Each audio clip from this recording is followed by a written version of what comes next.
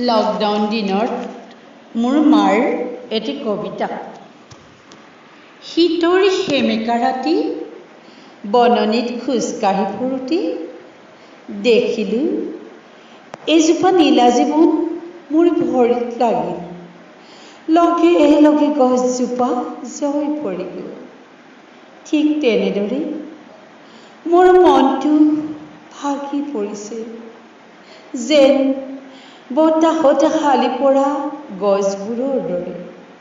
নাজানো আৰু কিমান দিন এডাল উঁয়ে-খোৱা গছ যেনেকৈ পচি শেষ হৈ যায়, ঠিক তেনেদৰে মোৰ হৃদয়খনো ক্ৰমে শেষ হৈ আহিছে। একুৰা বেদনাৰ জোৰ, কিন্তু সকলো থাকিও আজি দেখোন মোৰ কাষত কোনোৱেই নাই। এতিয়াহে জানিলোঁ ভগৱানৰে বিনে মোৰ দেখোন কোনোৱেই নাই। সন্ধিয়া ধূপ-ধূনা জ্বলাই বাহিৰ ওলালোঁ। পদূলিত দেখিলোঁ এটি ছায়ামূৰ্তি আছে মোৰ ফালে একেথৰে চাই। মাতিলেও নামাতি, সুধিলেও নকয় একোকে। মই কাষ চাপি গ'লোঁ। কোৱা প্ৰভু, তুমি বাৰু কোন?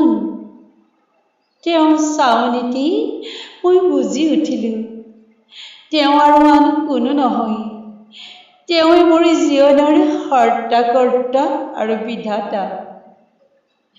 নালাগে ধন-সোণ, নালাগে ঐশ্বৰ্য বিভূতি, তোমাৰ সহায়ে হ'ব মোৰ চিৰলগৰী। হে প্ৰভু দীনবন্ধু, মই জানো এই ভৰ সাগৰৰ পৰা তুমিয়ে আমাক উদ্ধাৰ কৰিব পাৰিবা।